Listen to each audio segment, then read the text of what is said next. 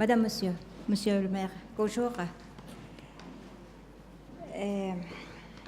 L'été 1988, plus de 30 000 prisonniers politiques ont été exécutés dans pratiquement toutes les villes d'Iran. Parmi eux, ma sœur, Zahra Bijaniar, Après avoir passé 7 années de sa vie en prison et subi des tortures et des maltraitances, elle, tout comme les autres prisonniers politiques, n'a jamais eu le droit de se défendre en présence d'un avocat. Elle a eu un verdict pour 10 ans de détention. Mais en 1988, Khomeini a ordonné dans une fatwa l'élimination de tous les prisonniers politiques. Les visites des familles aux prisonniers politiques ont par la suite été annulées et les familles sont restées ainsi sans aucune nouvelle de leurs proches. Les nouvelles concernant ce massacre ont envahi les villes à travers le pays. Chaque jour, les familles se rendaient devant les portes des prisons pour avoir des nouvelles de leurs proches prisonniers, mais ils se heurtaient aux violences physiques et verbales et des propos insultants de la part des autorités carcérales et des gardiens. Personne ne voulait ni ne pouvait imaginer ou croire à de telles violences. À partir de septembre 1988, les familles des prisonniers ont été contactées par téléphone pour être informées de l'exécution de leur bien-aimé et aussitôt menacées de ne pas organiser une cérémonie de deuil.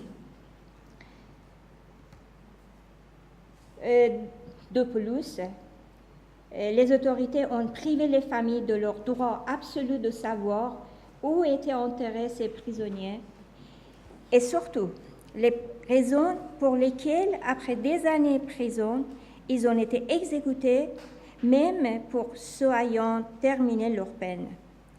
Sur les documents état civil de ma sœur, comme les autres prisonniers politiques exécutés à cette époque, les responsables des prisons avaient inscrit qu'elle était décédée au domicile de ses parents par mort naturelle.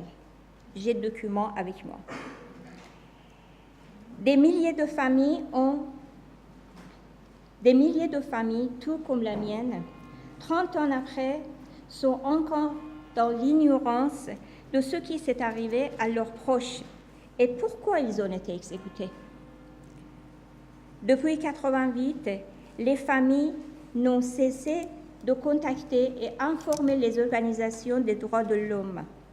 Et ils ont envoyé des lettres, des témoignages, des preuves concernant le massacre des prisonniers politiques qui s'est déroulé dans le silence du monde entier.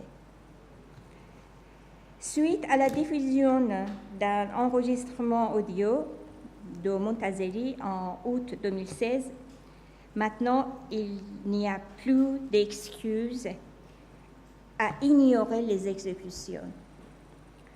Les exécutions massives et programmées par le régime en 1988. Il est temps de réagir. Il est temps de briser le silence et procéder à l'ouverture du dossier de ce massacre.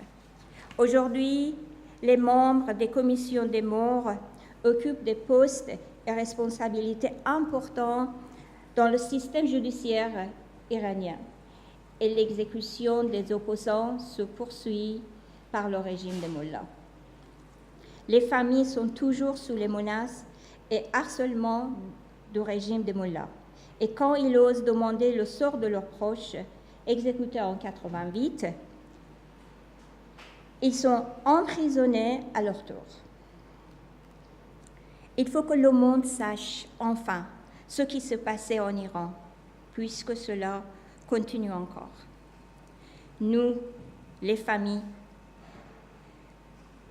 Nous demandons les condamnations et nous demandons que les commanditaires et exécutants de cette horrible barbarie doivent être jugés devant un tribunal international pour crimes contre l'humanité. Merci beaucoup.